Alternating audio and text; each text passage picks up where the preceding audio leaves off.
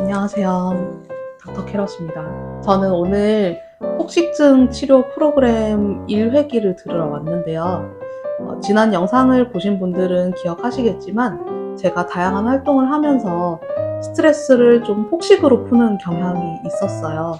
그래서 폭식을 하는 원인을 알아보기 위해서 심리 검사도 받았었고요. 그 심리 검사에서 저의 여러 가지 성격적인 강점과 약점을 확인하고 이제는 정말 폭식을 내 힘으로 고쳐보겠다라고 결심을 했었습니다. 근데 이제 안 되니까 여기 왔겠죠? 네, 혼자서 하니까 잘 안 되더라고요. 이유를 알고 있는데도 잘 안 되고, 제가 심리검사 결과에서 쉬운 문제라고 생각할 때 오히려 급발진을 해가지고 실수를 막 하고, 어렵다고 생각할 때 도전의식이 불타오르면서 좀 어려운 문제를 해결해내는 그런 모습이 있다고 되어 있었는데, 심리검사 결과를 보고 제 자신의 조절 능력에 대해서 자신감을 가지면서 오히려 폭식 문제는 해결하기 쉬운 문제야 라고 생각했더니 조절이 더 안 되면서 폭식을 막 했습니다. 그래서 살이 더 쪘어요.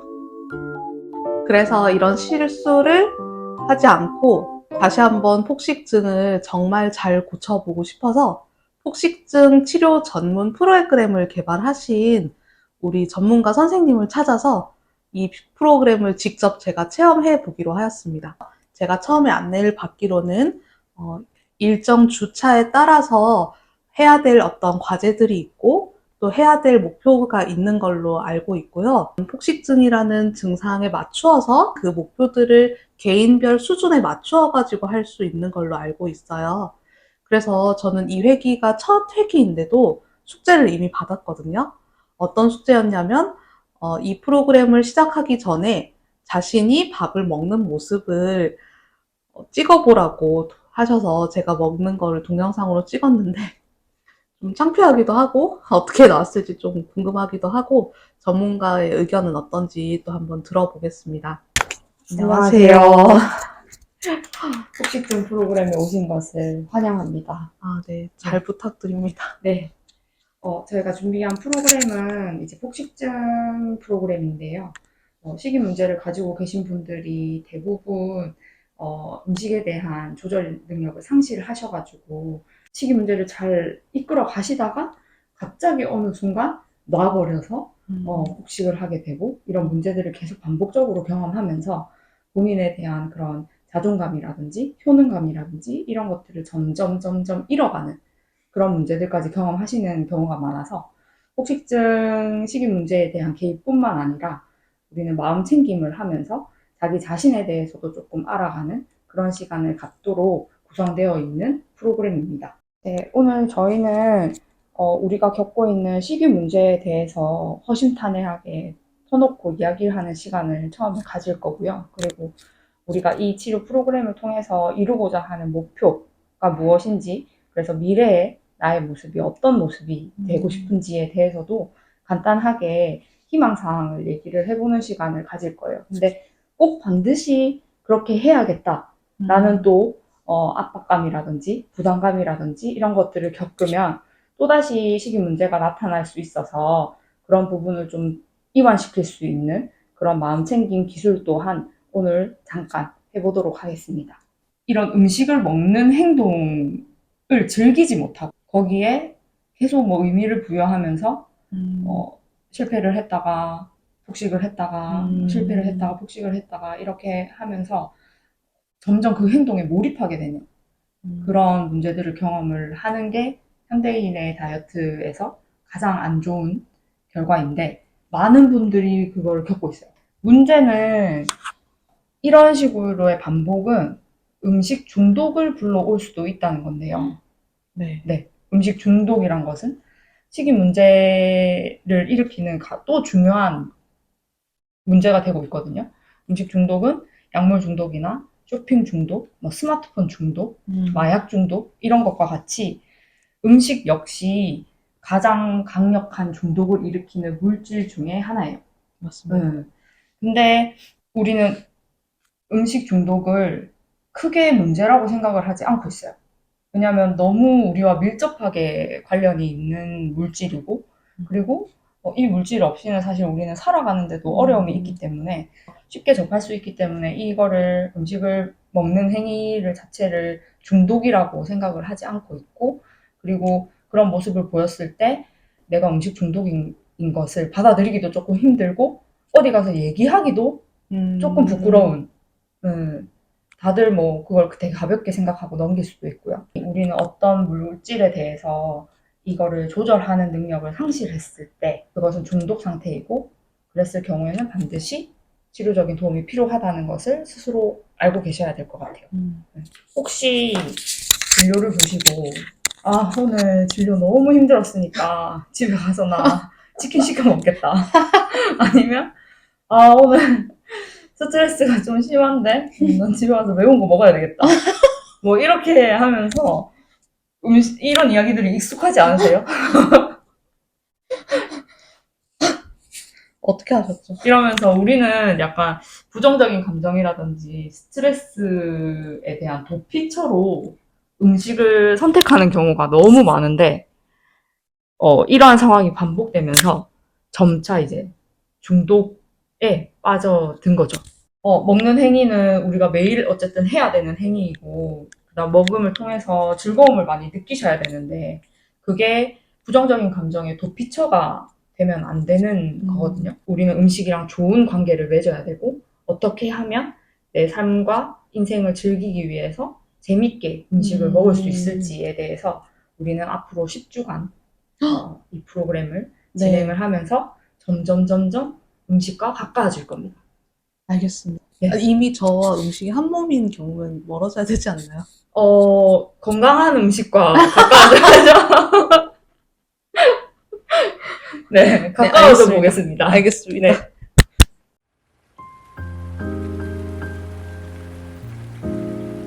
프로그램 자체의 목표는 뭐라고 생각하세요? 음식 중독을 극복하는 거? 네네.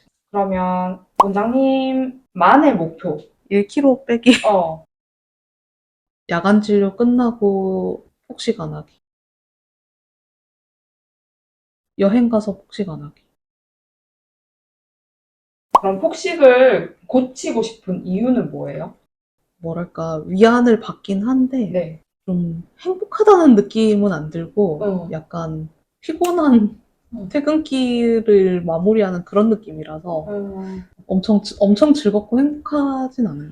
폭식을 자꾸 하고 또 한꺼번에 또 빼고 이러니까 옷을 이제 2년 이상 입는 옷이 잘 없고 매해 옷을 새로 사야 되고 네네. 돈이 많이 들고요. 좀 그 후회하는 그 기분이 좀 싫은 것 같아요. 행복하게 먹고 싶고 후회하기 싫어서 네. 폭식을 고치고 싶으신 거예요?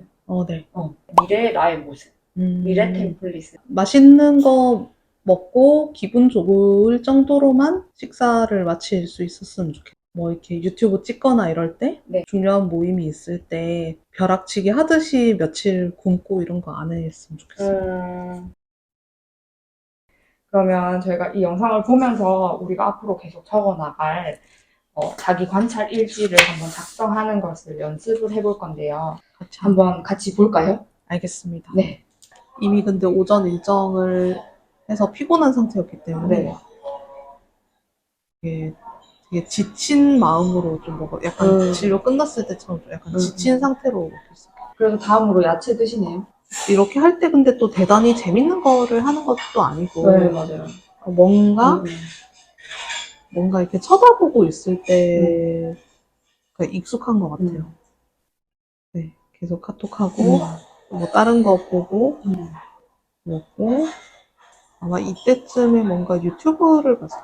근데 이때 사실은 약간 배가 좀 불러오기는 했었거든요. 불러오긴 했는데 뭔가 이렇게 막 이렇게 먹으면서 대충대충 먹어서 그런지 좀 맛을 더 느끼고 싶다?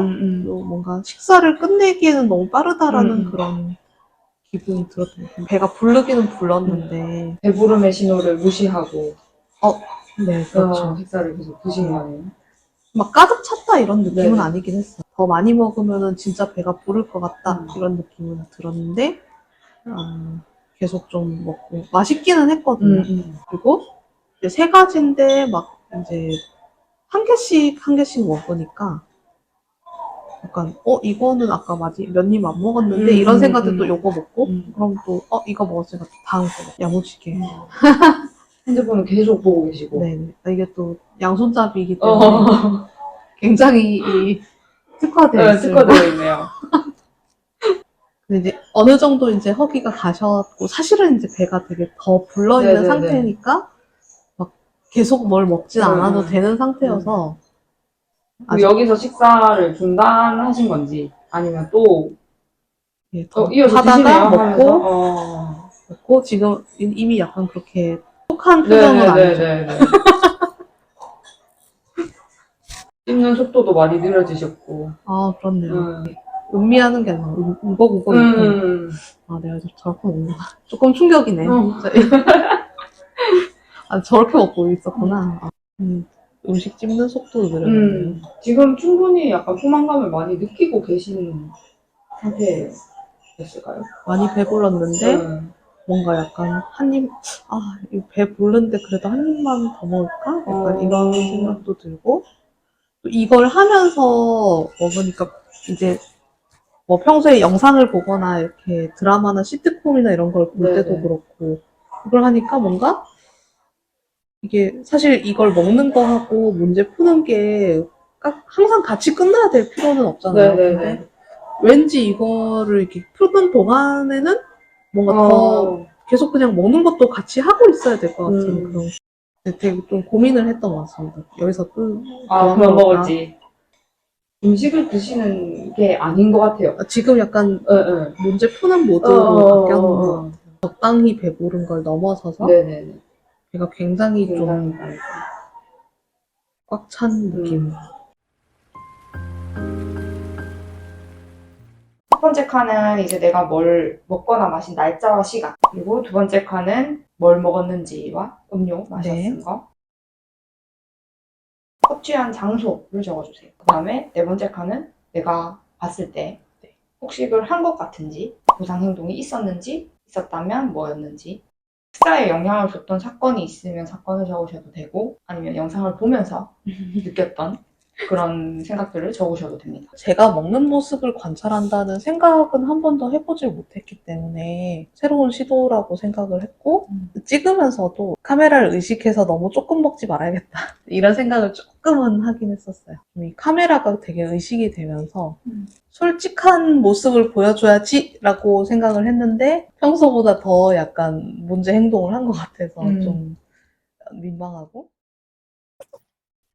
그러면 우리가 작성한 자기 관찰 일지를 보면서 우리의 식습관 유형에 대해서 한번 살펴볼 건데요. 신중형, 그 다음에 전문 다이어터형, 그리고 무의식형이 있습니다.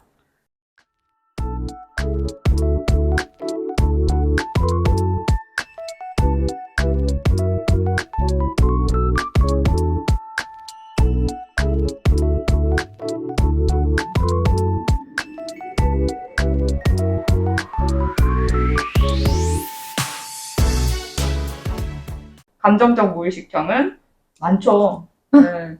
감정이나 스트레스, 화, 외로움 같은 불편한 감정에 대처하는 수단으로 음식을 이용하고 만성적인 폭식을 하는 경향을 보이는 분들입니다. 네. 그래서 원장님이 자기 관찰 일지를 작성한 것을 봤을 때 여기에서 어떤 유형에 근데 하나로 딱 속하기가 다 좀 많이 속하는 것 같아요. 네네네. 그래서 여러 개 복수응답해도 괜찮습니다. 저는 폭식을 안 할 때는 전문 다이어터형 같은데 근데 다이어트를 막 며칠씩 하진 않고 항상 아침, 점심 전문 다이어터 저녁 무의식형 이렇게 그럼 하루에도 지금 식습관이 두 개가 존재를 하는 거네요? 그래서 이제 일 안 하는 날에는 놀러 가서 이제 둘이 가서 3개 시켜서 낭비하지 않는 무의식형이고 일을 할 때는 이제 퇴근하고 감정적 무의식형이 되는 이제 나의 식습관 유형을 잘 살펴보고 어떤 부분이 내가 지금 가지고 있는 식습관 패턴인지를 파악을 해서 고치려는 노력을 스스로 해야 되는 상황인 거죠. 이번 홈워크는 처음에 하신 거랑 똑같습니다. 대신에 하루에 한 번 식사를 할 때 나의 모습을 동영상으로 촬영을 하고 가능한 먹고 있는 음식 전체랑 식사를 하는 내 모습까지 다 나올 수 있도록 네. 촬영을 한 후에 그 영상을 보면서 오늘처럼 자기 관찰 일지를 적어보시면 돼요. 네, 이렇게 폭식증 치료 프로그램 첫 회기를 직접 체험을 해보았습니다. 제가 느낀 점은 크게 한 세 가지 정도가 있는데요.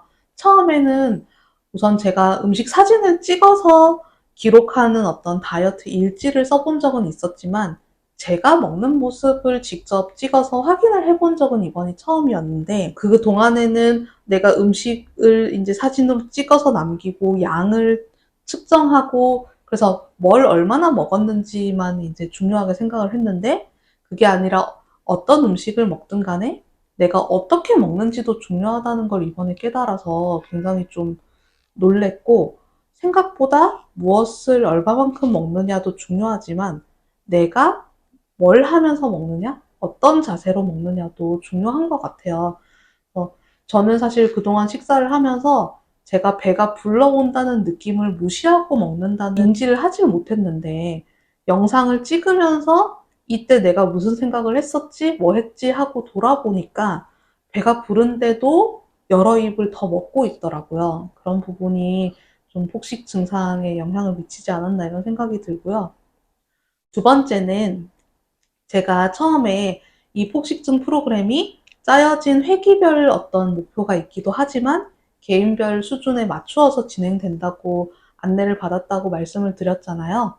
저는 사실 굉장히 어떤 마른 몸에 집착을 하거나 스스로에 대해서 어떤 지나치게 뚱뚱해서 잘못됐다, 마른 몸을 가져야 된다라는 기아에 대한 선망이 있거나 이렇지는 않은데 그런데도 불구하고 폭식증이 생겨서 이제 오는데 기존의 어떤 폭식증이나 식이 문제 프로그램은 주로 마른 몸에 대한 집착을 버리는 것부터 시작하라는 경우가 되게 많았어요.